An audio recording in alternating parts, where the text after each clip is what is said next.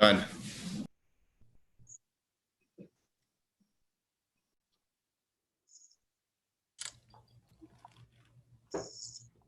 We still have a couple of minutes. I don't see two of my council members on here yet.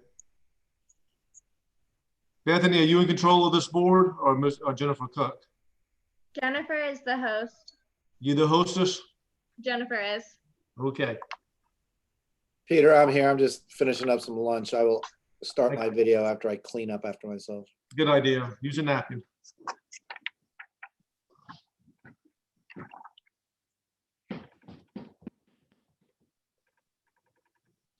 Is Chief Reynolds joining us as well?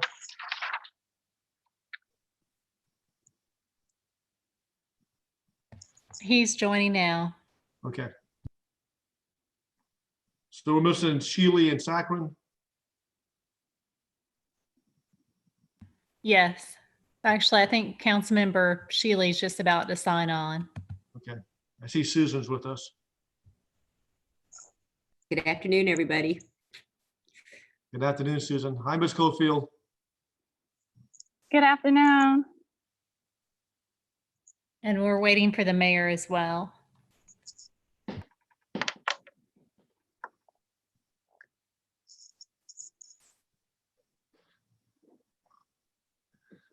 Is that a new seal for the city police department? I see a Lieutenant Bruder's screen right now. It's not new, but I mean, it's new as of the last couple of years. Yes. It's part of our kind of branding, if you will. Good. So we're waiting for Councilmember Saccharin. We are. He's signing on now. Okay.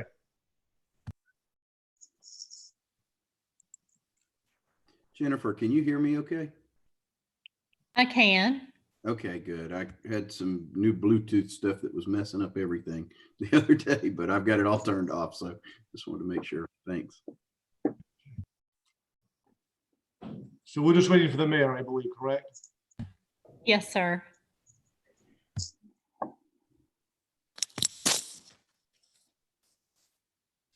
Yeah, I think we got Councilmember DeChapo's on with us. Thanks. Any other council members? But not members of the committee? I'm here, Peter, if you see me or hear me. I do. Thank you. Yep.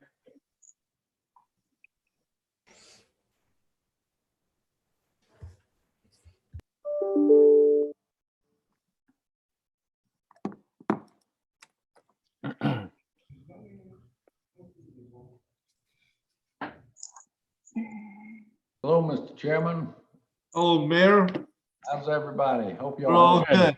We're all good. I think we have our full slate of members of our committee. So Councilmember Saccharin, I will ask you to either lead us in a moment of silence or prayer, whatever is your preference, if you don't mind. Let's do a moment of silence and a small prayer. Just I want to say thanks to God for watching over our city and watching over those on this committee, and as well as our council over the next couple of weeks and months. It's going to take a lot of effort and courage on our part to get our city through this, but I'm confident that we can get it done with the mayor's leadership.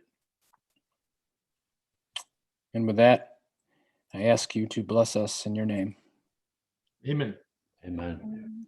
Thank you very much. So Bethany, we don't have any minutes to report, I guess, huh? We don't. I apologize. I thought I had finished the minutes from the last meeting, but when I checked, I didn't have them quite finished. So I'm working on them currently. No rush. Thank you, ma'am. Absolutely. Okay. All right, so we're going to jump right into an update. And Susan, or you or Ms. Cofield are going to lead us off on the update from court administration on pending cases.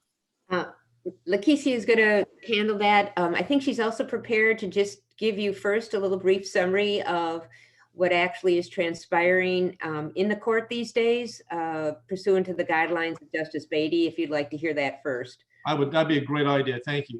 I get the emails from court administration as to what the court orders are, but I think for the rest of our committee members and the public, if you want to give us an update on what we can and cannot do and what we are doing with our municipal court system.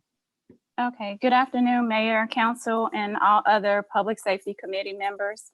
As of since the pandemic has been in place, we only continue to have the probable cause determination hearings. Those are the video pleas for the defendants who are still currently in jail. We are still open to the public. However, we're only accepting payments if, citizens want to make payments on their citations, in addition to any documents that need to be filed with the court. There is an option to pay online. However, we still have a few citizens that do come in from time to time to make their payments in person. We are continuing to follow through on Chief Justice Beatty's order. So there are no jury trials. During the video pleas, the prosecutors and judges, they do go over dockets that would have been heard on those particular days. But we do not currently have any citizens. We have no, as I stated before, we don't have any jury trials going on, nor do we have any jurors that are, presently coming to the court. So even with the reduced staff that we have, we are still able to do the minimum duties that are, required of us as of today. Okay, so those are all being done by video conferencing? That is correct. The only individuals that are in the courtroom are the judge, the prosecutor, and the clerk.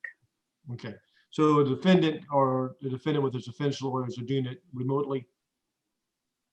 They're in jail, so Right. it is done remotely.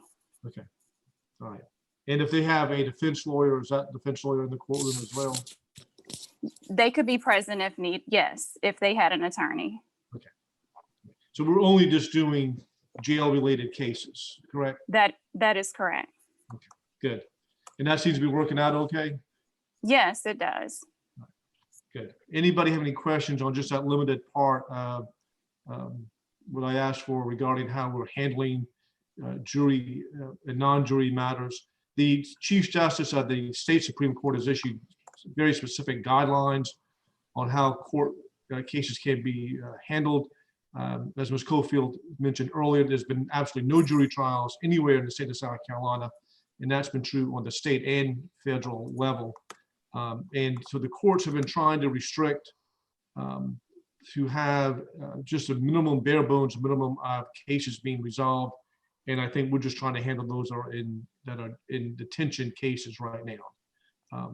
So if anybody has questions on that or how that's proceeding, we'll open to answering of those questions at this point. Okay. All right. So seeing that, once you give us an update, we got your PowerPoint presentation and I've got your Excel spreadsheet. But you want to give us an update on where we stand with pending cases set for jury trials, including DUIs.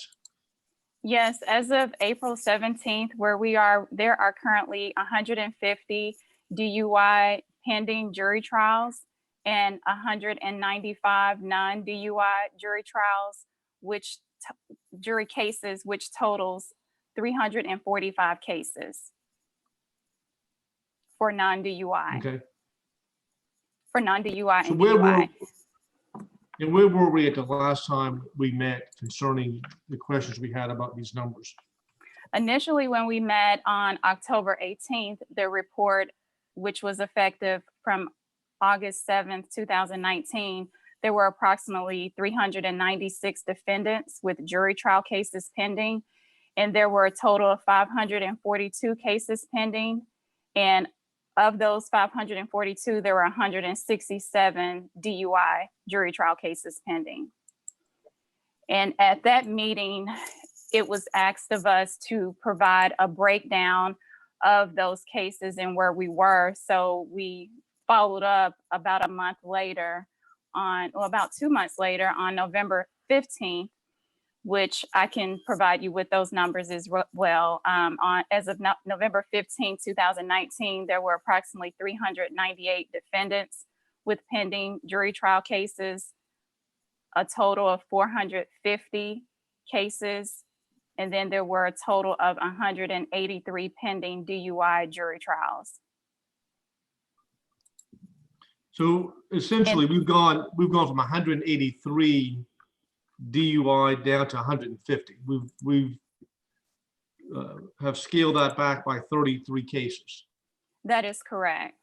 And I would presume as well that would include, even though you've handled some of these cases, resolved some of the 150, oh, I'm sorry, some of the 183, we picked up new DUI charges in that interim period as well, right?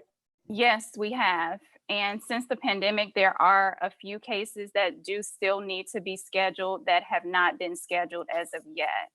Okay. And I will say, since we started the pre-trials, because we implemented having a week of pre-trials, we implemented that starting the first week of January 6th, and that seems to be making some improvement to try to move some cases along. Would you elaborate for the committee, please, how those pretrial conferences are working out? What does it entail?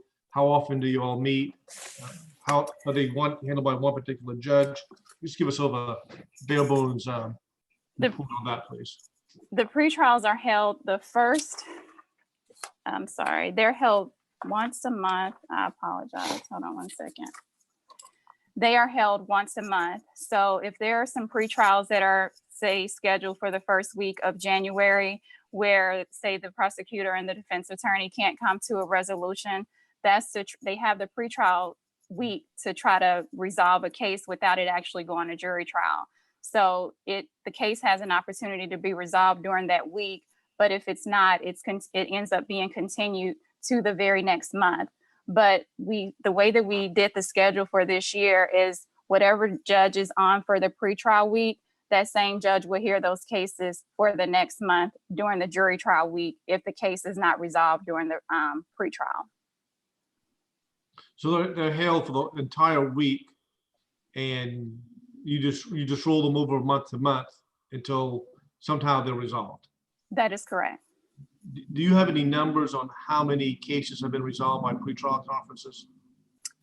I apologize, I don't have that information, but I can follow up with you with those numbers if you need them. Committee members, any questions about this process of the pretrial conference part of this? So this seems to be working and seems to have made a dent on getting some of these cases resolved. Is that a good assumption? Yes, there is some improvement that that we've seen. That haven't heard any complaints or anything of that nature. But again, if the cases can't be resolved, then they're continued to the jury trial the very next month, as held before and heard before the same judge. Okay. Yes, sir, Mayor. I have a question more for Chief Reynolds, but relevant.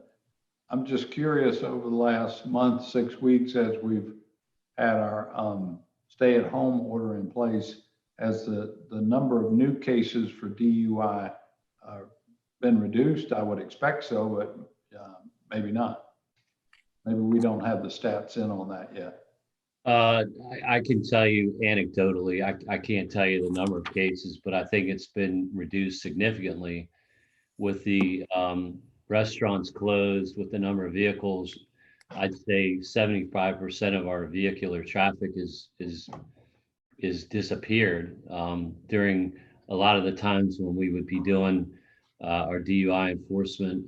So for all the reasons related to the COVID that we would, I think, guess and surmise, and one day we'll study, I think, and find probably a lot of fascinating things coming out of that. Yes, our numbers are down. We have continued to make arrests for anything that you can think of, to include DUIs, but those numbers are down significantly. That help you, Mayor? Yeah, I was just curious. I read an article over the weekend that happy hour is as popular as ever in the United States, but apparently mostly at home. Well, good. If they're drinking at home, then they're not on the roads traveling. Councilmember Sackman, did you have a hand up? Nope. Oh, okay. Anecdotally, Chief, we had heard that there may be an increase in criminal domestic violence with folks staying at home and drinking more frequently, but I don't think that's been the case either. Have you all seen an uptake in abuse cases, CDV cases? Yeah, and I'll touch on that. We're starting to see a little bit of an uptake. Nationally, there's some increases in other areas. We've been paying attention to that from the beginning. Generally, we have not seen an increase, but we believe we are starting to maybe see a slight increase, but it's really almost too early to tell. not significant. Anybody else have any questions for Ms. Cofield as to where we stand with our numbers? That was very helpful, and congratulations on getting some of these numbers more under control. And I would encourage you to keep on with the pretrial conferences to the level that you can. And once we get back up to full steam with our judicial system, maybe that will be a bigger help to all of us. Thank you. And I can follow up with you to let you know how many cases have been resolved during the pretrials that started effective the first week of January, if you need that information. Yeah, if you just want to send it to me by email, that would be fine. But thank you for doing that. Anything else you need help from us on, from court administration's perspective? Or I know we're kind of in a very odd situation with this pandemic and how we're operating, but y'all have got the tools that you need. No, yeah, as of now, we do. I'll definitely pass on to the judges what you said as far as, helping bring those numbers down, because I really do think they've worked, really hard, especially since the last time we reported, in an effort to bring the numbers down. Good. Thank you, ma'am. Thank you. All right. Then you committee members, you should have received a packet of new applications. I've got mine. I printed mine out of several new folks. Very impressive pool of candidates who have, since we reopened it through March, folks who have applied for judicial positions. So my feeling is we can do this through Zoom unless y'all want to wait, but I want to hear from my committee as to what is your preference on going forward and resuming this interview process. Councilmember Shealy? Mr. Chairman, thank you. I just had a question. Procedurally, do we have to interview all candidates? Can we narrow these down by looking through, these resumes and trying to figure out, okay, let's get the best, how many ever look the best before we interview, or do we need to interview everyone? And I'd like to hear from you and, and the other committee members seeking background too. I would have no problem paring these down and looking at and saying we want to interview the next 5 of these folks. But I'm gonna call on Susan, because since I think we interviewed every one of the first batch of candidates, are we now obligated, Susan, to have to interview the entire batch of candidates, or can we do what Councilmember Shealy just recommended? I don't think you're required to interview all of them. I mean, you made that decision earlier because it was a smaller pool of candidates, but now we've got a group that's at least twice as big. So I think you can go ahead and have a preliminary list that's maybe 5 candidates, and then you can interview more after that. It's whatever you feel most comfortable doing at this point. Councilmember Seekings or Councilmember Sackman, do y'all have a preference on how you want to proceed with this? So from my perspective, no. I mean, I think I know all of those candidates except one. I'm not sure whether that's a benefit or not. I think the interview process the last time around was very helpful. I think some candidates sort of rose up off the paper that you wouldn't have otherwise thought would have done so, and actually and vice versa. So how many are left on the list, Mr. Chairman? Is it 10 or 11? It's about almost a dozen. And like you, I know most of these folks. Yeah. Maybe 1 or 2 I have not been recognized. Council member? Yes, ma'am. I just looked at them right before we came in, and there are actually 19. 19. 19, yeah. And we had, That's what I had counted too. yeah, we had 9 the last time around. So it's almost double. Yes, sir, Councilman Sackman. I would just like to piggyback on what Kevin said. I think if we can call this down to 10, I think that was a manageable number, maybe somewhere half of that number. I mean, I did learn a lot from the interviews. I think 19 would be a undertaking to interview, but that's just my opinion. Well, why don't we do this with everybody's help on this? Can we schedule a meeting, and in reviewing these among ourselves, we would be an executive session, wouldn't we, Councilmembers? Susan? Yes, that's correct. So why don't we do this? Why don't we schedule a very short meeting of this committee to go through these candidates. We can have a chance to review them. You can rate them any way you want. We've got that process. Then we can decide at that point if there's some that we don't think we need to interview at all, or if we think we, go ahead and interview all 19 of them, and we can make that decision at that time. Is that a fair? Yes, sir, Councilman Stevens. So just a quick question for the mayor, or maybe Susan, but I think the mayor. I'm not sure where we are officially on a hiring freeze, but it seems to me we're at least in a position now where we're not doing a lot of hiring, if any. Would that affect this process, both the two that we've recommended to you, Mr. Mayor, for the DUI position, and whoever comes out of this pool of 19? Are we affected by sort of where we are right now by that? We are not, but I've already asked about it, or Susan did. We've already begun the interview process before the freeze went in place, and the way we're treating the new hires is if anyone had already begun an interview process for the position, that we're allowed to proceed. In this case, frankly, I'd also make the case that this is a pretty critical position to fill. However many y'all decide to interview, I would urge y'all to push forward and during the time where we're here partially shut down, go ahead and get whatever interviews done, and I look forward to your recommendation, and I'd like to try to resolve this and come back to you with a recommendation to council reasonably soon. Thank you. Just quick follow-up, Mr. Chairman, if I might.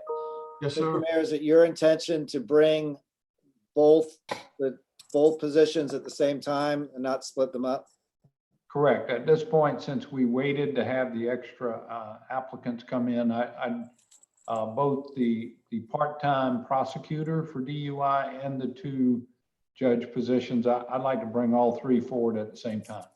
I think, Mr. Chairman, that does put a little bit back on us to move this process forward so we can get them back up and running and get them in a position once we're out there, they get some pre-trials going and get this docket cleared up. So what I was going to suggest, if we can do this, is schedule a meeting for later this week, either Thursday or Friday, and for us then to shift through these applications and then decide how we want to proceed after we collectively review these applicants. We would be in executive session in doing so. That suit everybody's schedule for maybe a Thursday, Friday meeting? Friday for me, if that is okay. Now, we do have a meeting scheduled for Thursday for the community committee. Is that correct? We have a Community Development Committee at 4 on Thursday. Right. Okay. So we could do it sometime either like 2 o'clock on Thursday afternoon Or Friday works for me too. or Friday morning would be fine with as well. You would have to get the notice out, Jennifer or Bethany, to get that done. But while I've got you on the screen, you want to schedule maybe 10 o'clock, well, 11 o'clock Friday morning? Mr. Chairman, can we do it in the afternoon? Sure. I have a doctor's appointment that I've been trying to get scheduled for a long time, and I'd really like to go. Yeah, we want you to tend to that. 2 o'clock on Friday? Suits me. Thank you. And Mayor, we've excluded you from that club, so you don't have to join us at that time.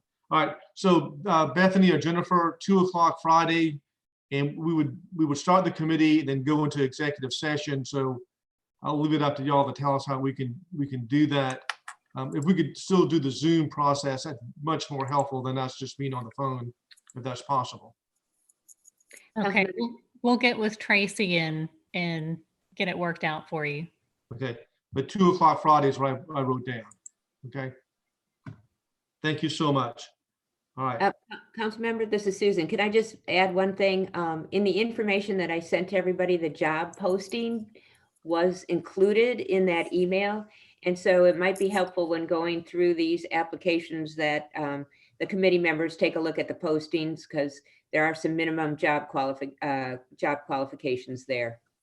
Okay, and that may help us back to what Councilman Shealy mentioned. They may help us pare down some of these if they don't have the requisite qualifications. Okay. Correct.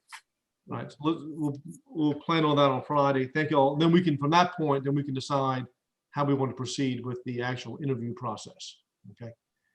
Which then leads us into the item number 4. And I think, Mayor, you already answered that from Councilmember Seeking's questions about the status of our DUI judge and prosecutor. I don't know if there's anything else we need to add. Your intent is to present those names once you've gone through the process to council at the same time. Is there anything else we need to add to that? Susan or gentlemen? No, sir. Okay, all right. All right, so I've asked our chiefs to sort of give us an update, like a state of report where we are in our police department and fire department. I thought this was even more critical when I discussed this with them before we went to a state of emergency as to where are our departments as far as numbers with the employees and other statistics I think would be important to us. So we did receive something from Chief Courier in advance, I believe. So Chief Courier, you want to lead off? Absolutely. Can everybody hear me okay? Yeah. We can hear you, but we can't see you. My computer doesn't have a camera, so I apologize about that. Let me share the screen with you.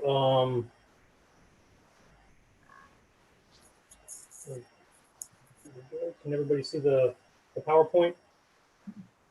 I don't. There we go. Yeah, now it's coming up. There it is. Okay. Okay, great. Thank you. Absolutely. So, there we go. So, just a quick snapshot of where we are with the Charleston Fire Department. If we go back, I came in at the end of July 2018. So we're at 21 months now. And my marching orders coming in the door from Mayor Tecklenburg were threefold. They were address morale issues in the department, look at call volume on the peninsula in particular, and whatever we did for call volume, don't come back and ask for additional resources right off the bat. And then look at the infrastructure of the department.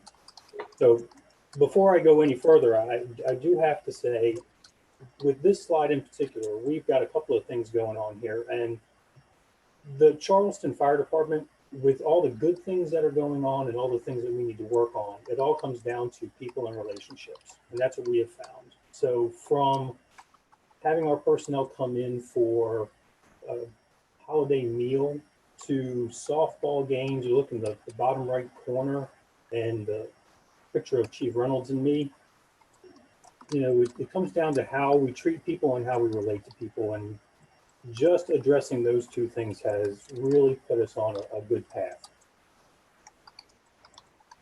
So the state of the department in a word is good. And I think I'm going to reiterate what you already know, and that is that the Charleston Fire Department is a great department and we've got great people. So coming in the door, it didn't take long to address some issues that were going to need some attention. Obviously, morale. We had an extremely high vacancy rate. When I walked through the door, the department's at 400 positions right now, and the vacancy rate got up to 79 positions in the operations division, and then a couple of more positions in the fire marshal's division. We had call volume that was going up. We had facilities issues that we'll address, or I'll at least make you aware of in just a little bit. Overtime is millions of dollars over what we've budgeted. We have a strategic plan that was largely not used. We found out that our ISO assessment that benefits the city was due and not much work had been done on that front. The accreditation that the fire department pursues is through the Center for Public Safety Excellence. That was due, and we had not made any progress on that. it was hard to determine what the long-range planning for the fire department was. We have pay plan issues. Obviously, if you look at the Charleston Fire Department, if you see our firefighters in the store, if you stop by a firehouse, you see that we have diversity issues. And then coming in the door, we had a leadership vacuum. Just so many people had left the department in high-level positions. So if you look a little bit more than a year and a half later, what are we doing well? And morale has gone up. The vacancy rate has gone down. We're controlling the call volume. We have maintained our ISO accreditation, or our ISO assessment of the Class 1. We are making strides with our accreditation. We are putting plans in place for long-range planning that will help the city. And then, of course, everything that's not bolded are still issues that are trending positively. We just don't have the traction that we have with the other 6. So with morale, it really comes down to lots of time with our personnel and trying to retool the department, get them to relax and to realize that love matters, and that if we treat our people well, if we show them that we care about them, then great things are possible. It doesn't mean that the results don't count, but it means that if we put love first and show them that their personal value is high on our priority list, then we can do a lot of things.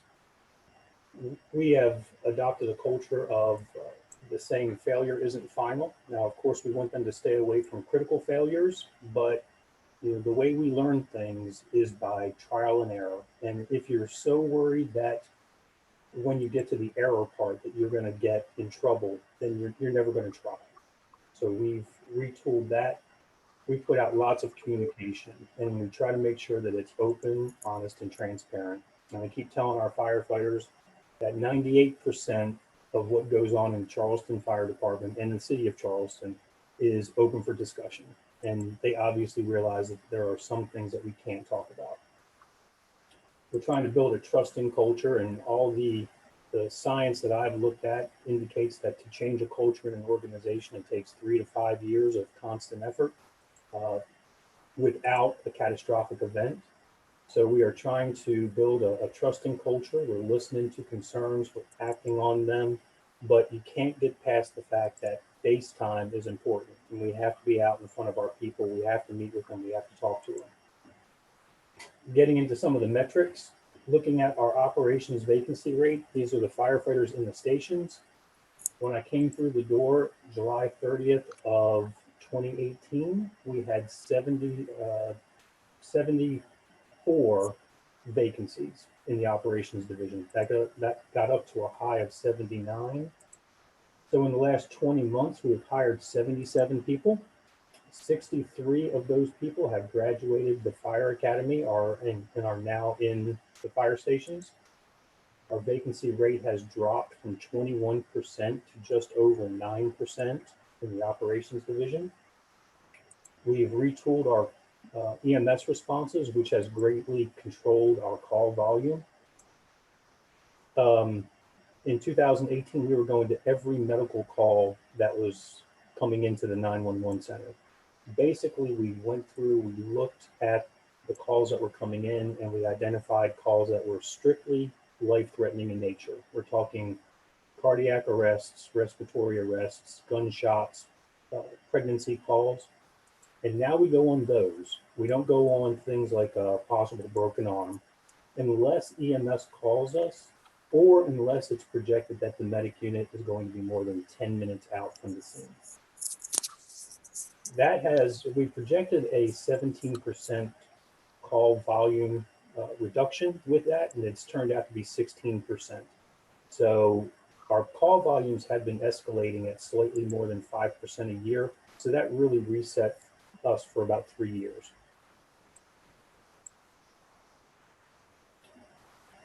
We found out that the Insurance Services Office was going to reassess the city of Charleston, and we hadn't put a whole lot of effort into that process. We had an all hands on deck. We've had the assessment now, and I'm proud to say that the city of Charleston retained its Class 1 rating. Obviously, that impacts insurance rates for commercial occupancies in the city of Charleston.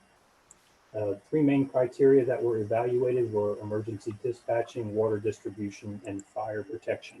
Of course, out of those three things, the only thing we have direct influence over is fire protection, but we do work well with our other partners.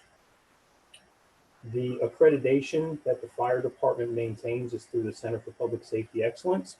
That's a 5-year accreditation, and it expires at the end of this year.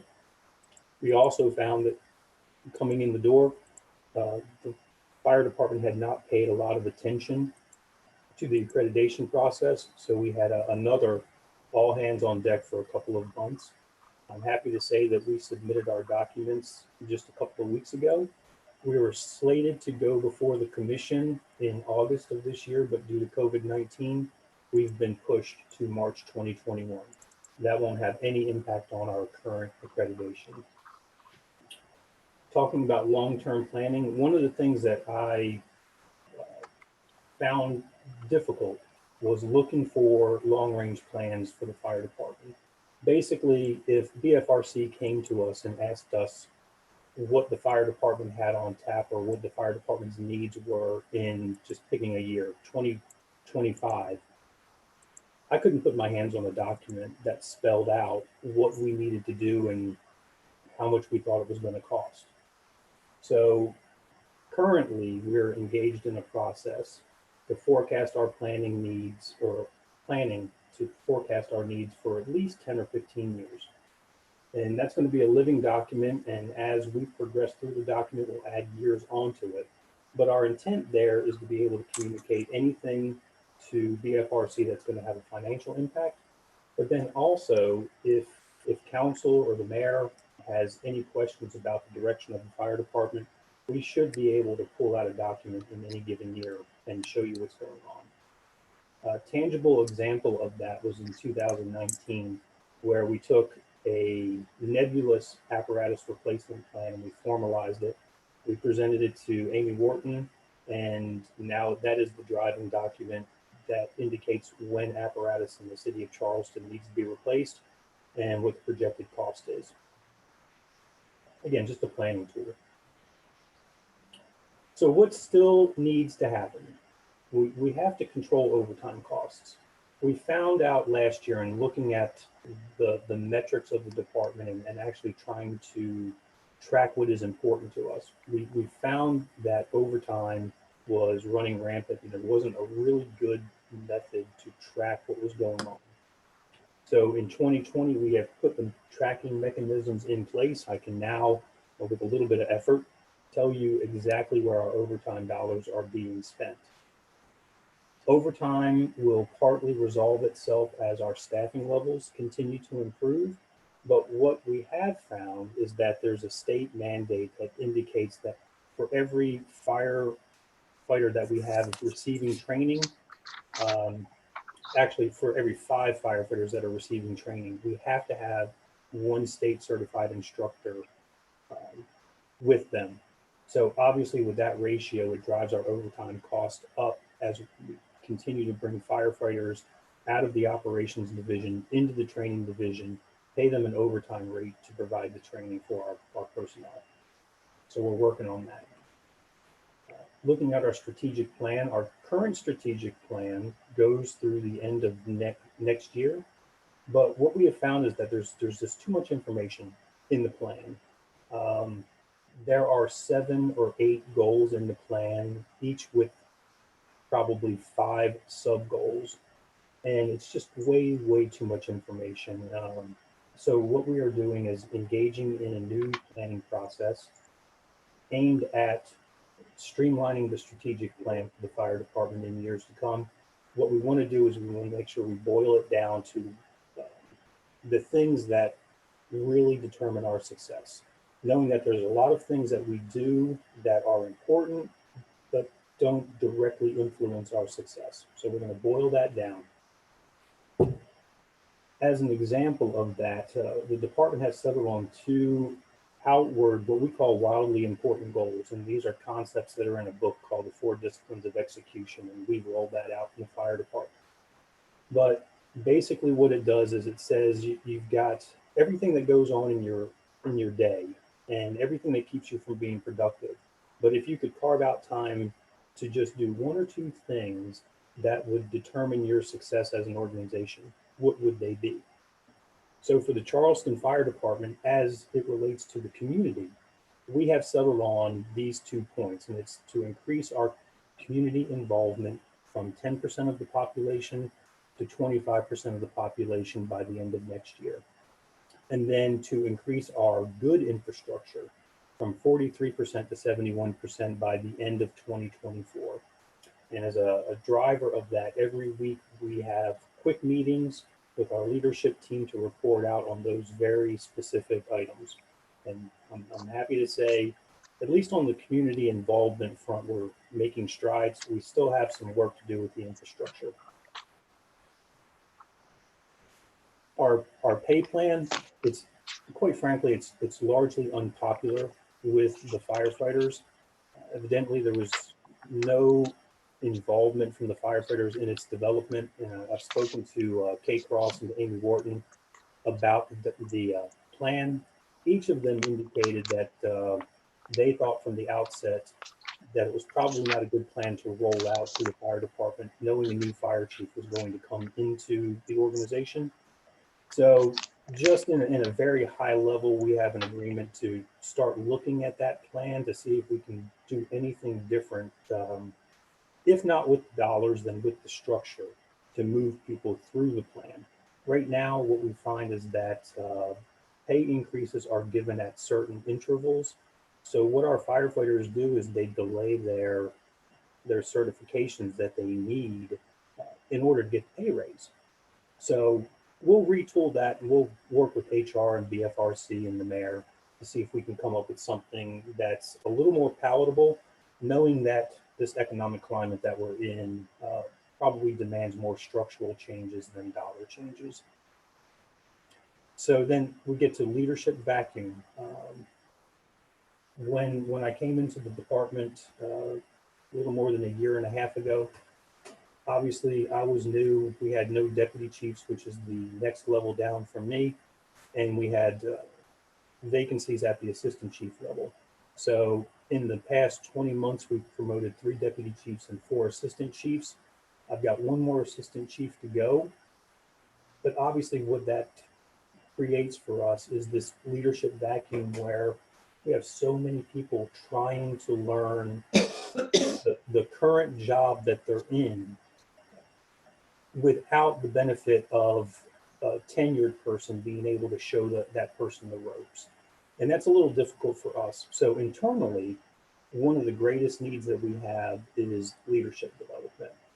It was in my budget presentation last year. I know that the budget climate has radically changed in the last couple of weeks. So what I will do and what I have done for this last year is to seek out opportunities that are low cost or no cost to provide leadership training to our upper level management. You know, I said in the budget presentation last year, if you want me to crank out managers, I can do it all day long. The real trick is developing leaders so that when I leave the organization, you will have no doubt that your next fire chief will be somebody from the Charleston Fire Department. If we look at diversity very quickly, at the top, you see the statistics that relate directly to the Charleston Fire Department. That's across all divisions. But then if you look down in the community, you see that the demographics of the Charleston Fire Department do not reflect the community that we serve. And it's a goal of mine that even if we can't get the numbers to match directly, the Charleston Fire Department should reflect the community. And we will work towards that as a goal for the organization.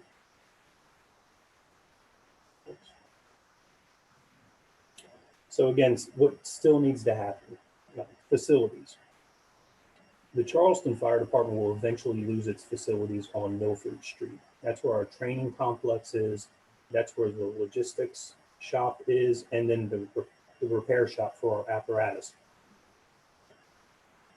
Currently, we've had great discussions with Amy about what we're going to do and where we're going to go, but right now we don't have a solution for that. And obviously that's critical importance to us. Chief, you still Yes. there? Yes. Chief Courier? Yes. I think we lost you for a second. Can you hear me now? Yes. Okay. So I was just talking about the Milford Street complex, and Right. you know, when we lose that, it's not even an if, it's a when. That it's going to be critically important that we have a plan in place to have a seamless transition. Right now, we don't have that plan. From the service delivery front, as far as immediate station needs, we're still trying to secure land in Canehoy for Fire Station 22. We are still trying to secure land on Johns Island for Fire Station 23. We have plots of land in each location identified, so we're working with Amy and with real estate to get that done. Each firehouse is projected internally with the Charleston Fire Department is projected to have one engine and one ladder.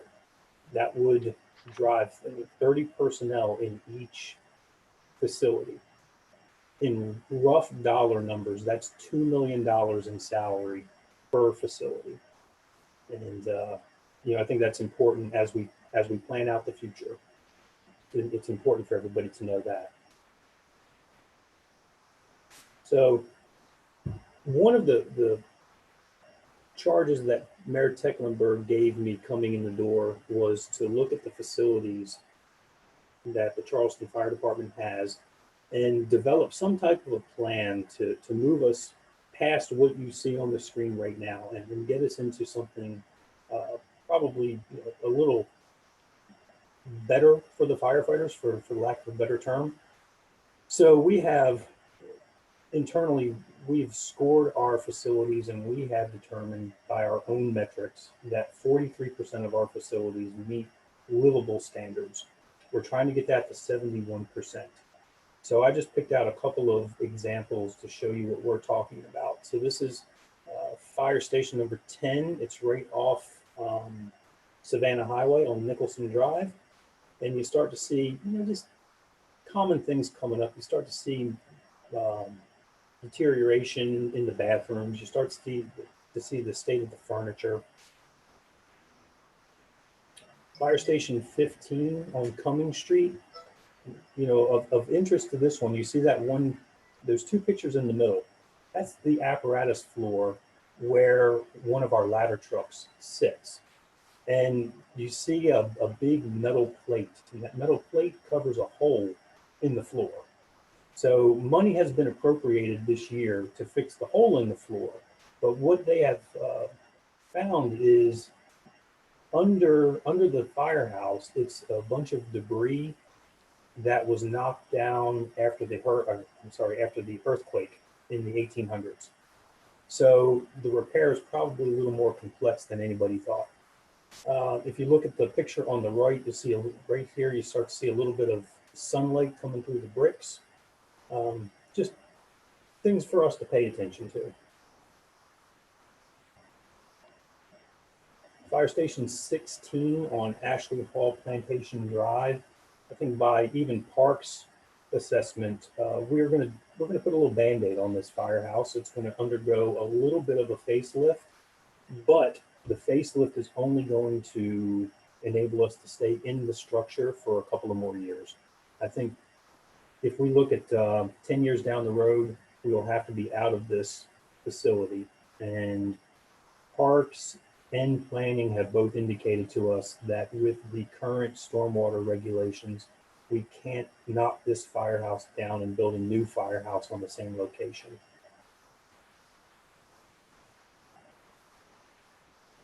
This is Fire Station 20. It's in Canehoy. It's one of those, it's a facility that we rent.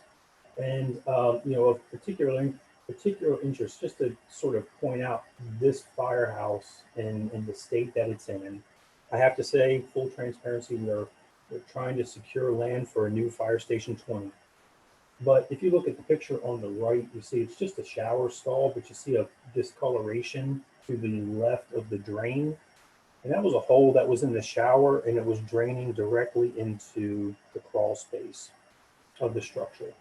So the hole has been patched, but I think it's just indicative of the state of the firehouse. So I've been at that fire station, chief. It's deplorable, and there's no other way of saying it. It's one of the most facilities that need a lot of attention very quickly. right. I mean, I would agree with you. And I know we have plans in place to get our firefighters into different facilities.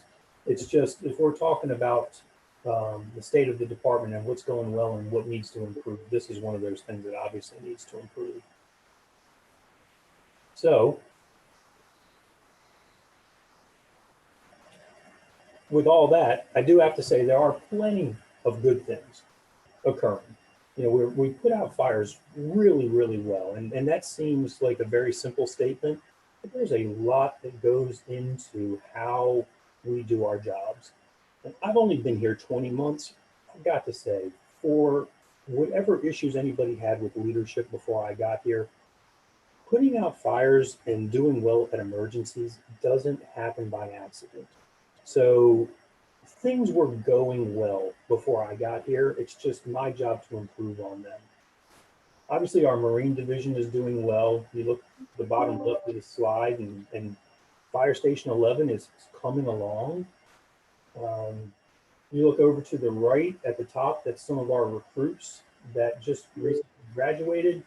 The middle picture, again, it's Chief Reynolds and me. And from what I understand, I came out of an environment where I had a pretty good relationship with the police chief, but I've landed in an environment where I have an absolutely fantastic relationship with the police chief. And again, that's one of those things that's not by accident either. And the dividends that are paid when the police chief and the fire chief get along and are in sync with things, it's hard to measure, but you can feel it. So I'm very thankful of my relationship with Chief Reynolds. And then you look at that bottom right photo, that's that fire engine that we were able to donate to the Bahamas. So, I have a tremendous sense of community, and it doesn't necessarily stop at the city limits of Charleston. So I'm thankful that all those things are happening. Thank you, chief. Yes. And, here's our path forward. We're gonna keep our service delivery world class. We're going to focus on those wildly important goals. We're going to make sure that all the policies and procedures that you need for us to have are going to be in place. We're going to focus on our family, which is our firefighters. And we're going to make sure that as we do all those things, we honor the sacrifices that our firefighters made in the past, and we'll make sure we're prepared for the future. So thank you. Chief, there's two important points I just want to emphasize, which you touched on. And one is a relationship between you and Chief Reynolds, and we all recognize that and we appreciate that. That's an attribute to both you and to Chief Reynolds and to all of your command staff on both the fire department and police department. So thank you all for working on that, and it has helped us very much, particularly through this pandemic in state of emergency. And I'll offer to my fellow committee members. I took a tour a lot of these facilities that Chief Currier has outlined for us. And to any committee, any council member, I would offer you the opportunity that Chief Currier and his staff would set up to take a tour of these facilities. You get a much better feel for the state of these facilities, what needs to be done there. I know that we'll be addressing this in our budget, ad hoc budget meetings and with full council at some point, but I would highly recommend that if you haven't, that you take an opportunity to take a tour of some of these facilities, particularly if they're in your particular district. With that being said, if we can get back, Chief, if you can get rid of that share screen so I can get back to look at my other committee members to see if they have their hands up. Okay. So I'm still sharing the screen, huh? Yeah, we're still sharing the screen. So if you can unshare us, then we'll, as soon as you do that, I see Kevin Shealy, so he has his hand up. And also recognize that Councilmember Appel, who's not a member of the committee, is joined in listening. So Councilmember Shealy, you had your hand up first. Yes, sir. Thank you, Mr. Chairman. I appreciate it. And thank you, Chief Curry. I appreciate that. That was a great presentation for us. Just a couple of things I wanted to say. You had some former firefighters on there at the beginning, that first page that you had on there that I recognize, and I think it's great the way you have brought in some of our retired firefighters and brought them back in, and it helps with that community relationship a lot. I think with some of our retired firefighters, some of them that I recognized on there. But wanted to ask you a little bit about the overtime. Are the new recruits now helping with the overtime now? That's starting to go, and are the new recruits meeting the expectations, the ones that you brought in recently, I guess?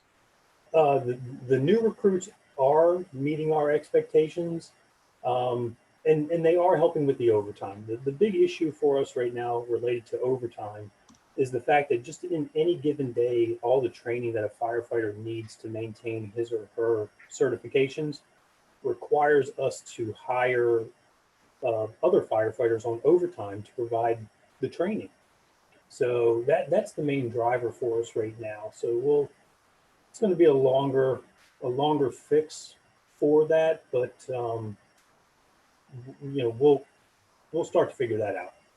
Okay, great. And I just want to congratulate you again on the ISO and the accreditation. It's extremely important. I can tell you from being in the insurance business, it's more than saving a little bit of money on an insurance policy. Charleston's is what we call a high hazard area. A lot of insurance companies don't want to write here because we've got hurricanes and we've got other hazards that people don't have, flooding, of course, being one of those. And having that accreditation and having that ISO rating actually does more than just saves on insurance. It actually encourages insurance companies to come in here and try to be competitive in our area. So just wanted to mention that and how important it was. And, wanted to mention Station 16 that you mentioned is in my district, but of course it serves Councilman Shades and Councilman Waring's districts as well.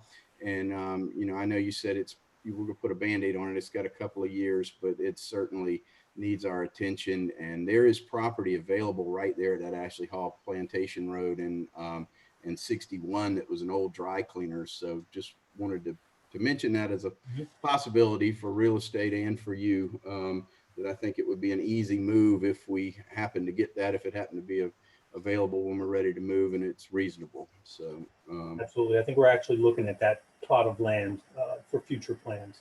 Okay, great. Well, thank you very much. I appreciate it. Am I still sharing my screen? No, you're not. Okay, good. Councilmember Seekings, do you have anything you would add to the chief's report or questions? So thank you, Chief. You've been keeping us informed all along the way. Thank you for your hard work, and we'll try to see what we can do to help along with the facilities end of things. Absolutely. Thank you. Councilman Sankman, any questions? No, thanks, Chief. I was particularly interested and pleased to see about the culture shift and some of your high-level strategies. I think that's important. So thanks for the updates. Absolutely. Thank you. Mayor, anything? Mr. Chairman and fellow committee members, I just want to publicly thank Chief Courier for his leadership. And it's such a high level of professionalism, but at the same time, he brings that human touch that I think has brought people together in such a real meaningful way. And he's kind of the epitome.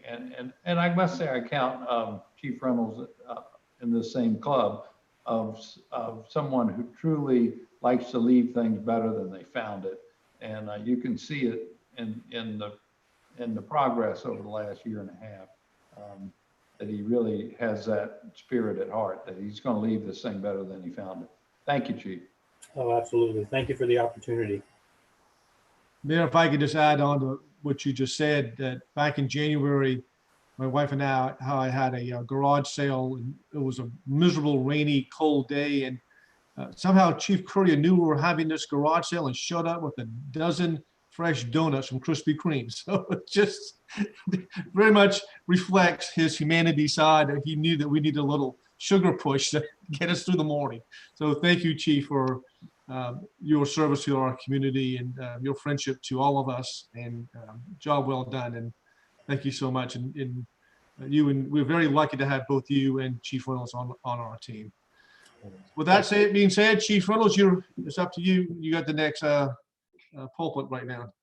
All right, I got Jason Bruder's going to kind of tee it up and run the slideshow for me.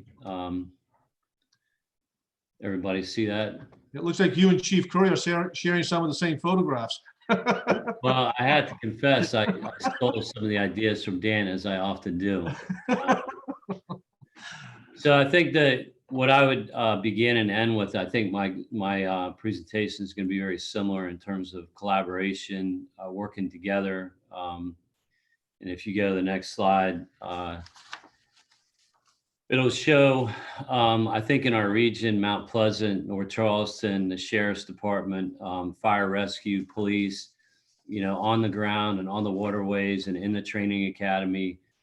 We all work closely together. Very grateful for Dan and his leadership and how it's teed things up. This past year, just as an example, his command, and he has initiated discussions with me, and our teams are working closely together on something called a rescue task force, which is a concept kind of under the incident command system, where if we had an active shooter or a really significant event, our guys are all training together, the men and women in our organizations, our command are talking together. And if there's an event, how do they plug in? How do we plug in? How do we save lives? How do we stop the bleed? How do we get into an event quickly with the expertise of both organizations, get the right people in the right place with the right equipment and strategies? And as he discussed, leadership is what it's all about. And it's been really innovative, and it's been really helpful. And I think in the end, it will yield some tangible, positive results operationally, not just make us feel good, but I think it's making us better. So next slide. A little bit on the audit. Just obviously that's a priority for the city, for the police department. I think for policing and things like trust and engagement, transparency. And so next slide, just some basic updates on how you've all helped us, the mayor, the council, the community, a lot of different partners. We now have, and she's on this call, the Director of Research and Procedural Justice and Compliance. I think she's been to a public safety committee right when just before the COVID all kicked off, when she was in town before she started, Wendy Stiver. And so she's really kind of hit the ground running, and is doing a lot of things to look at evidence-based practices, look at the audit, look at all the strategies, look at our outcomes, how we're doing things. And I'll hit on just a couple things, but we created an office of community-oriented policing, put that under the Operations Bureaus along with the traffic unit, and orienting some of the areas where we felt like we had some opportunities to improve. Next slide. So again, we have implemented some of the things that were in the audit already. Some of those are listed here, just a couple examples. A lot of things with training, our body cameras. We've learned a lot from the Nathaniel Rhodes case as an example. A lot of things that were discussed internally with the family, with the community, have been incorporated into our department. Really positive changes that have come out of some of these events that we've learned from. We've incorporated a robust citizen complaint process where people can come. We are responsive. We document those complaints. We're encouraging people to complain. We want to hear complaints. And our numbers of complaints as a result have gone up significantly, which we take as a very positive step. A lot of focus on use of force, other things that were part of the reporting process and the data analytics with the actual audit itself. Another example of training is some of the things that we've done to change with the COVID-19. We haven't just stopped training, we've adapted to that. And we're doing some things that we have not stopped training. We've just done it differently. Next slide.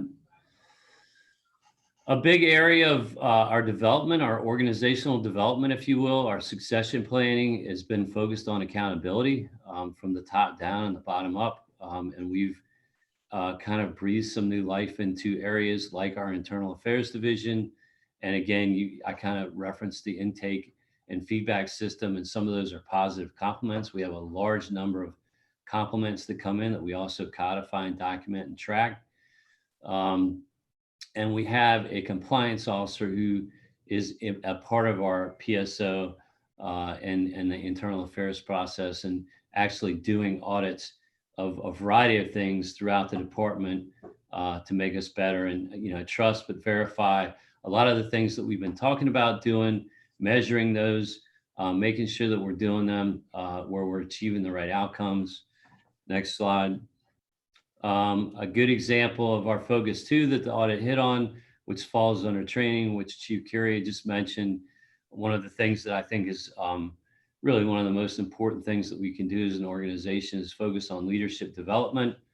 We got a grant with the Rotary recently, and we're actually probably, as of July 1st, going to begin that whole process, maybe June 1st, and have picked I think a program that's going to fit well with our organization. And I have talked preliminarily with Dan that we might be able to incorporate the fire department into some of our efforts and vice versa. We've just kind of on a high level discussed some of that. These are just a couple examples. Jason's on the phone right now with us, and you can congratulate him. He graduated, and actually I was supposed to be at his graduation, but I got kind of thrown off with the whole COVID thing. They had to limit the way his whole graduation thing worked at the FBI Academy in Quantico was right when this whole COVID-19 kicked off. And we also have another lieutenant, Mike Thomas, who's graduating from the Southern Police Institute. And we're kind of focusing more and more on internal leadership development for all levels of our organization, both sworn and non-sworn, not just at the executive ranks. Next slide. So the strategic planning process has been ongoing. We were due for a new strategic plan. We engaged the College of Charleston, Bob Kale. He actually was able to provide grad students at no cost. And they were half-time, I think 20 hours a week. And they're engaged with Kylon Middleton, myself, Jason, Lieutenant Gertel, and others. They facilitated multiple meetings with our entire command to get input on what a strategic plan should incorporate. So there's 3 significant pieces to the strategic plan, which is just being finalized. One is incorporating what is now kind of going to be sunset and incorporated into our plan is the illumination project. 2 is the audit itself.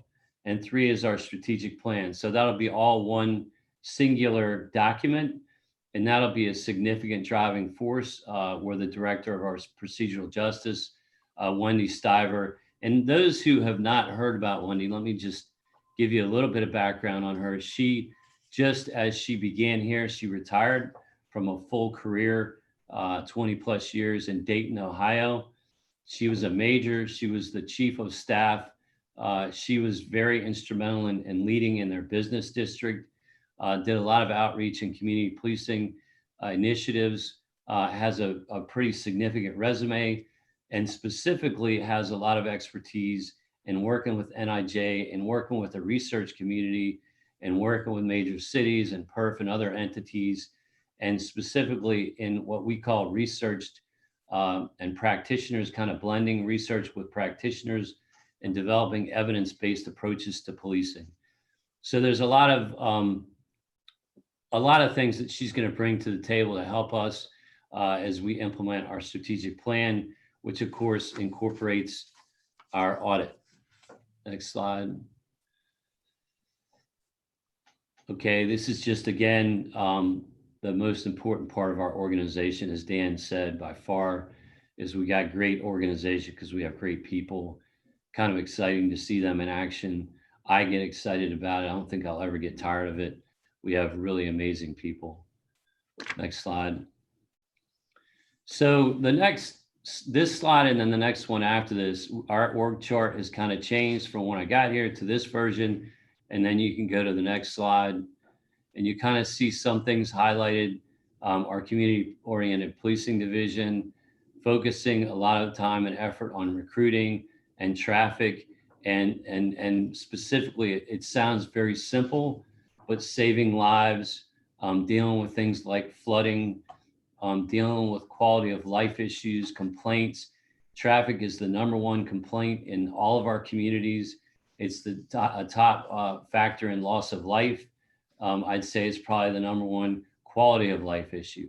So what are we doing in building our traffic unit back up? How we deploy, how we measure race and bias in what we do and how we do it, making sure that we have the proper data analytics wrapped around those conversations. And so again, Wendy's already met with our technology people, with Jason Bruder, with Dave Crosby, with Peter Farrell and others who are a big part of those data analytics to make sure that we can actually have a meaningful conversation about how we deploy, what we deploy. If you look at the left where it says compliant manager, and I'll just highlight these couple things, we have created what was all separate, one pipe, if you will, for internal affairs, training, and policy. We meet every week and we talk about issues. We recently had a shooting as an example. What was the after action from that shooting as complaints come in? What are the after action from those complaints? What are areas where we can improve on our training, on our policy? Can we do education-based discipline where we actually not just create a file and discipline somebody, but how can we actually learn and help our organization get better, constantly being a learning organization?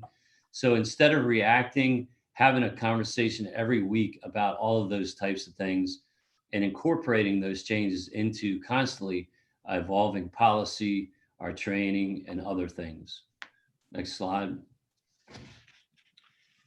So staffing and recruitment, our numbers have for a whole variety of reasons, for attrition, for what I would describe as a really, really uncharacteristically strong economy, which now is, as we all know, we're kind of on the opposite end.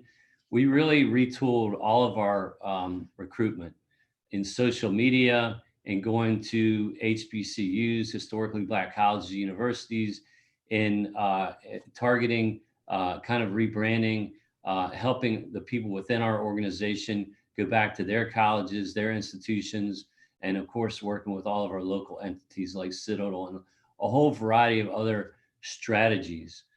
And so if you'll look at our staffing, we're probably going to have a class of 30 in June and another class of 30 in September. Our hiring is looking very good. And I think, unfortunately, this virus is going to help us. And I think it will be already kind of, we're beginning to get some momentum, and that's going to take us in further getting back up to full staffing. And a lot of things have gone into that. We try to include the entire agency. My feeling is the best recruiters are the men and women in our department. And so if there's a reason why that wasn't happening, how can we address that? How can we make people be our best recruiters?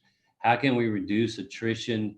How can we increase retention? How can we do those exit interviews, learn from those, and adapt those things into our culture and our decision-making? Next slide. I'll talk a little bit about crime and traffic. Next slide. So property crimes seem to be going down. Burglaries, I'll just give as an example right now.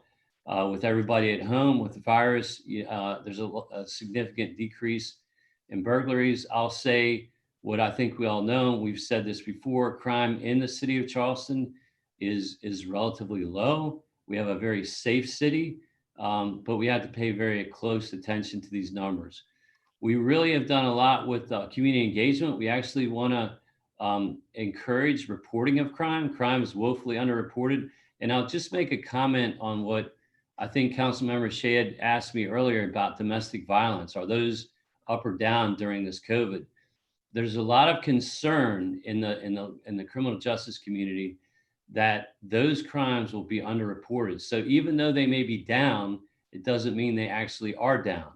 There's a lot of people that are confined with their cohabitors, with their partners. And because of that, they may be afraid, where otherwise maybe they wouldn't have been afraid to report domestic violence. So even though our numbers might be down, just like we're dealing with the courts, it's not just numbers, it's about getting justice. That's why I think bringing these new judges on, why having a prosecutor for DUIs, why actually going and having some of these jury trials, not just pleading the cases out, not just rid of those numbers wise, but paying close attention to the details of those people that are repeat offenders and getting those people a better adjudication. So very thankful for what you're all doing to support us in the courts. Aggravated assaults are up. Our theft of items from vehicles are up. And specifically theft of guns from vehicles, which I think there's some parallel to our aggravated assaults, are up. All things that we talk about regularly in our community meetings. We've had a lot of success with arrests. You'll hear more, I think, in the media soon about some of my concerns about people that are being released. There's been some discussion recently with the COVID-19 and the Supreme Court in South Carolina and discussions about releasing people from jail, which I'm all for that for low-level offenders. We've had some very serious violent offenders, and I'll just give you one of many examples. Within the last couple of weeks, we had an offender called Shamar Stanley. He did a double homicide in North Charleston in September of 19. A couple weeks ago, he was released into our community. Within 1 hour, we made a traffic stop, and he was stopped with a loaded handgun in the console with his brother, who was wanted on a warrant. Thankfully, in working with the solicitor and others, he was placed back in jail. I can talk about many, many instances of violence where we've had reoffending, egregious cases to include rape and homicide and other things, where, in my opinion, the offender should have been in jail. So I think there's a whole variety of things that we need to be paying attention to when it comes to violent crime and gun crime and repeat offenders. Next slide. This is related just to COVID-19. What you're seeing is what I see every day. If you look at the blue line on the left for calls for service, that's the normal. And then you look at the red line, that's weeks 1 to 5. And then if you look at the green line, that's the most recent. And so we pay close attention to that. If you look at the dots, if you will, left is Monday, and then all the way to the right is Sunday. So if you look at Friday, that's probably where we seem to be creeping back closest to a normal call volume. And then if you look at like this past Monday, that's where we're the by far the lowest number of calls. Interestingly though, even with the lesser call volume, we continue to see some changes in shootings and other things that we're paying close attention to. So if you look on the right, those are some of the things we're looking at. Aggravated assaults seem to be up week 1 to 5, which I referenced earlier. Again, you can't make a lot of conclusions on each one of these weeks, and week to week, they're relatively small numbers that we're talking about. And now they look to be maybe coming back down again this week. Aggravated assaults is the category that I have the most concern about. And then if you look at domestic violence, week 1 through 5, it was relatively the same on average. And then it looks like it might be going up in week 6. So things that we're paying attention to, just so you see. And then if you go to the next slide, generally what this slide shows is some of the people and that are involved in the collisions that we're seeing. One of the things, if you'll look at the red line, if you will, is that there's an increase in population. As we all know, that there's a strain on our infrastructure, and as the population increases, you would think that there may be a correlating increase in collisions. And the good news is that it appears that our collisions are not correlating with the population increase, that to some degree our collisions are going down. We continue to focus on what I call the 3 E's: education, enforcement, engineering. There's a lot of ways that we can have an impact on collisions and the reduction of collisions, saving lives, increasing the flow of traffic, fixing some of the quality of life issues, focusing on the areas where we're having our greatest numbers of collisions, the greatest loss of life, the greatest personal injuries. And so there's a lot that goes into where and how we deploy. And as we get our numbers back up, how we build our traffic division and what they do. Next slide. So this is the new forensics building on the right. Just briefly, my kind of flow will be similar to Dan's. We have some really positive things to report and some areas that we just need to be focused on as we move forward. The forensic services building off of Beast Ferry is amazing. It's the Jason Konsberg and his crews, the contractor, they, from what I have seen and heard, are on point, on schedule, and doing a great job. I haven't heard otherwise. And that there's 2 things in this new building that will really be game changers that you'll hear, again, depending on fiscal constraints and other things before the COVID virus, at least, is that we have 2 new things: DNA testing and ballistics testing, that we have capabilities of in this new lab. So we have a lot of grants that we're seeking to be able to build that. We're unique, one, because we now have the facility that will facilitate that. We have a lab director with Judy Gordon that can enable that to happen. There's a lot of people that talk about it, but really it takes a whole lot to be able to be ready, to have a staff, to have the facility, to have the expertise that Judy has, to be able to actually have a forensics lab. So those are things that has DNA capabilities that we're working towards in the future. What you see below is an exciting positive development. On the left is where our training room was. In that room, when they took it apart, those of you who have been in Charleston a long time might remember this is a courtroom. It's the training room that was in the front of our building. We had a use of force area in there that was is now on Brigade Street. And we had a training room. We kind of broke the wall barrier between the 2 of them. And I mean, this was kind of not what it needed to be, would be an understatement. The HVAC from the building settling, the vents were actually disconnected. There was rats and all kinds of things.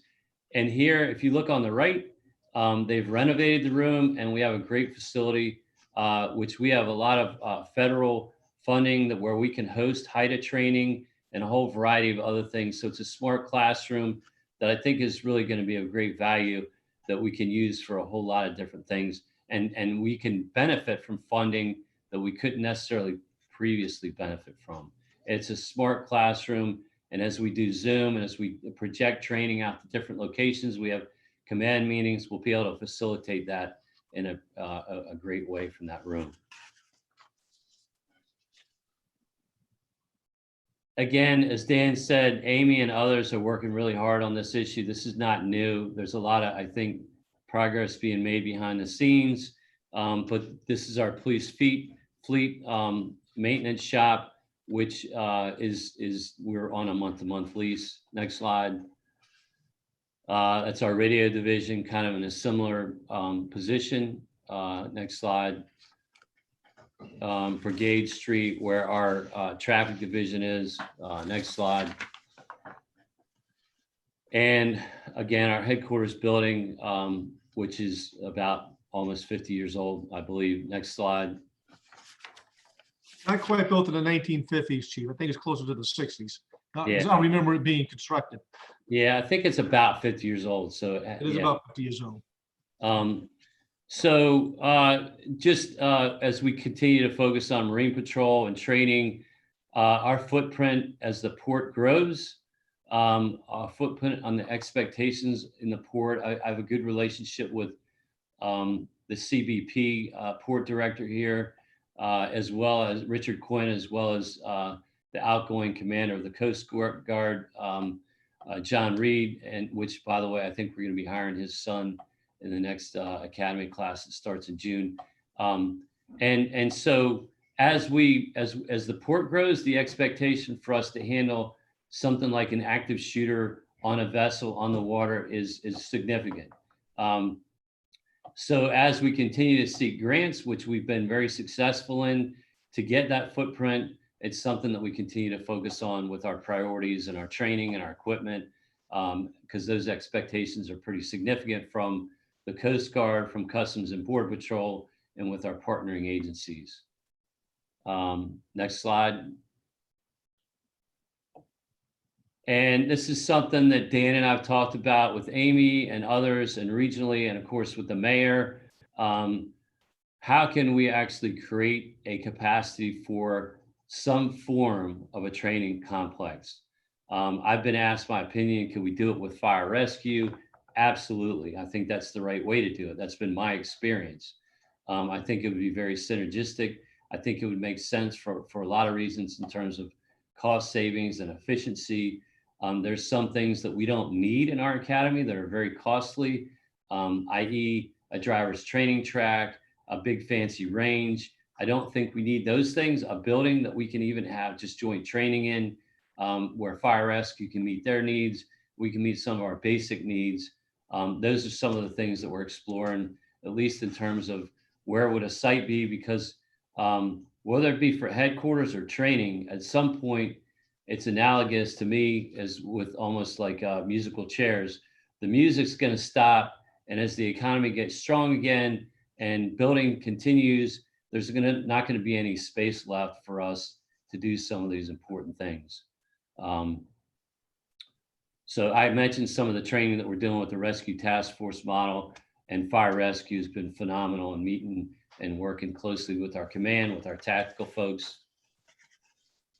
Next slide. Chief, we're running out of a little time, so.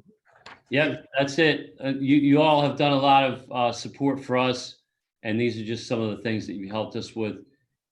Cameras in our vehicles, equipment for our troops, mobile data computers. We just recently executed a purchase of tasers, and a lot of good support. That's it. Thank you.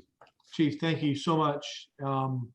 So anybody on the committee have any questions for Chief Reynolds?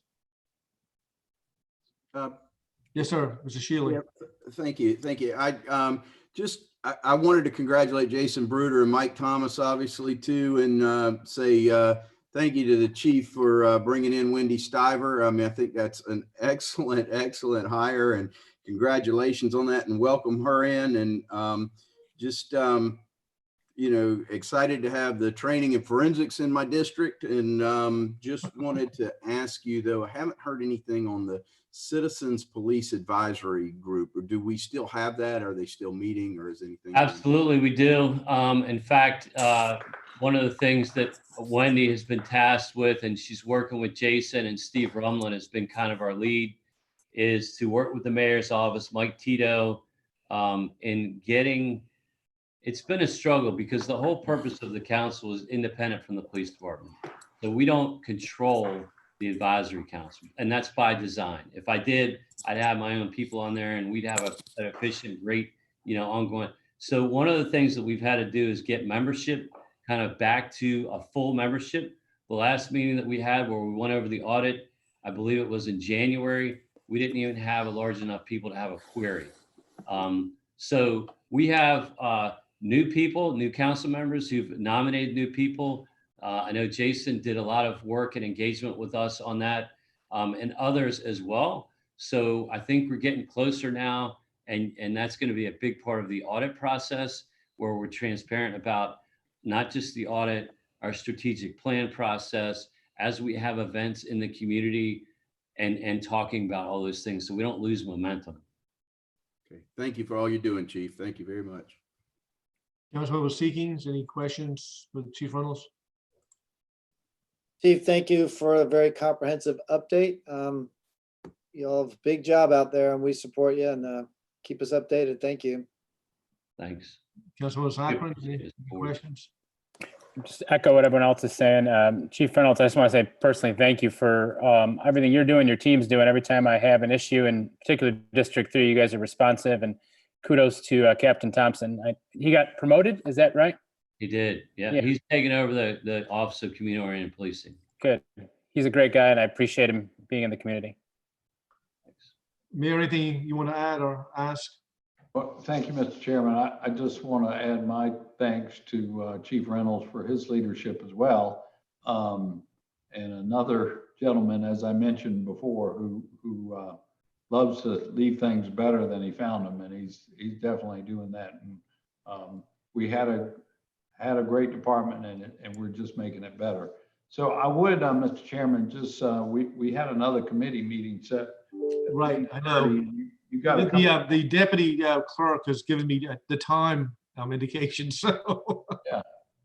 Yes, sir. I'm wondering if we could get the update on the STRs and of course we've been talking about COVID-19 right every time we get together. I'm glad to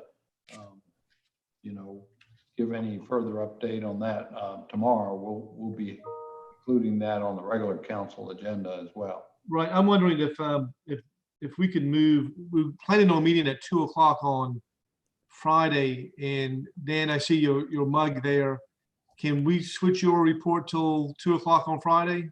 Yeah, absolutely. Yes, sir. That's fine. Okay. I know we run out of time. Chief Reynolds, thank you for that wonderful report. I appreciate both you and Chief Curry giving us such detail. Would you make that PowerPoint presentation available to us? Yes, I'll flip it to you when we're done. Okay, I think that helps us, and it helps us when we go back to our constituents and they want to know what's going on with our departments, what's transpiring, what's taking place, what are our numbers. And I sound like a broken record on this thing, but you pointed it out about the number of break-ins on cars, the number of guns being stolen. We have discussed this issue before, how to get a better handle on it. And we've still got to address that. That's one of the things that keep on going up on the property crime side, are thefts from cars, particularly firearms. And I know that's a high number, particularly in West Ashley areas. And just getting people to lock their damn car doors would decrease this number significantly. So we'll continue our discussion on how we can improve on that category. But thank you all for participating. It is 3:31. So we'll get together at 2 o'clock on Friday, and maybe we can get Mr. Riccio to fill in his report as we go into this discussions with judicial candidates. Anything else from any other committee member? Okay. All right. So thank you all very much. This is all for more for information purposes, and we'll see you. I'll see some of y'all in the next few seconds, and then some of I'll see y'all at our full council meeting tomorrow as well. So we'll sign off and we'll jump right into our next meeting, which is I'm chairing, I think, is real estate as well. Thank you all very much. Thank you. Thanks.